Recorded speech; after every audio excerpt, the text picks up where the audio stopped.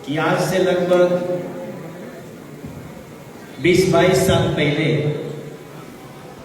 या यूं कहीं शायद 25-26 साल पहले हम पहली बार पवन के कलकत्ता में निकले रहे। एक कोना में पवन बैठल रहे और वो दिन भी पवन के भाव वही रहे कि मनोज भैया आए बड़ा तब चल के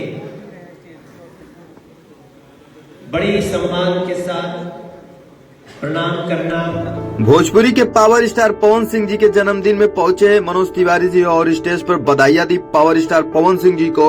और पवन सिंह जी के बारे में इन्होंने बताया कि मैं जब 22-25 साल पहले जब पवन से मिला था कोलकाता में, तो पवन ने एक सम्मान पूर्वक बड़े भाई की तरह, छोटे भाई की तरह मुझे एक बड़े भाई का दर्जा दिया, प्रणाम किया।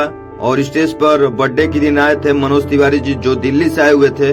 तमाम लोग भी आए हुए थे। पल पल की खबरें मैं आपको दिखाऊंगा, बताऊंगा। उससे पहले इस चैनल को जरूर सब्सक्राइब कर दीजिएगा और ऐसे वीडियोस देखने के लिए बेल आइकन को जरूर प्रेस कर दीजिएगा, ताकि मैं जब भी वीडियो डालूं आपके बीच में पहुंचे। तो चलिए दोस्तों, वीडियोस को दिखाता हूं मनोज तिवारी जी ने क्या क्या स्टेज पे बोला था। बड़ी सम्मान के साथ बात करना,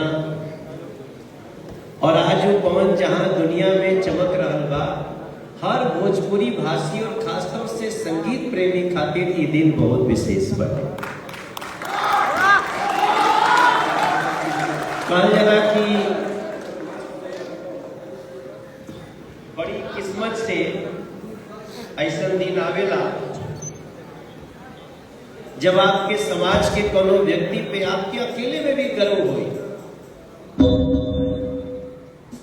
अकेले में भी आप लोग आपके लगे कि यार हमारे को कलाकार यहां पहुंच गई बा। तो खाली कलाकार नहीं पहुंचल बटे, वो पूरा भोजपुरी संस्कृति संगीत पहुंचल बटे।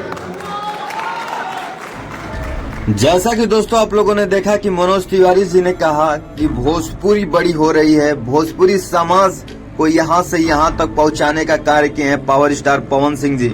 जैसा कि स्टेज पे उन्होंने बोला कि जहाँ भी लोग हैं गर्व महसूस कर रहे होंगे। एक संगीत प्रेमियों के लिए बहुत बड़ा दिन है, क्योंकि दोस्तों जो भी संगीत प्रेमी है पावर स्टार पवन सिंह जी को गुरु मानते हैं, क्योंकि भोजपुरी में इनके जैसा गाने वाला अभी तक कोई नहीं है। इसलिए बहुत बड़ी बात होती है। आपकी क्या राय कमेंट करके जरूर बताइएगा और इस वीडियो को ज्यादा से ज्यादा जरूर शेयर कीजिएगा। और दोस्तों तमाम लोग पूछ रहे हैं कि खेसारी लाल यादव जी क्यों नहीं आए थे, तो मैं उसका अगला वीडियोस बनाऊंगा। उससे पहले इस चैनल को जरूर सब्सक्राइब करके रख लीजिएगा, ताकि मैं जब भी वीडियोस डालूं आप लोगों के बीच में पहुंचे।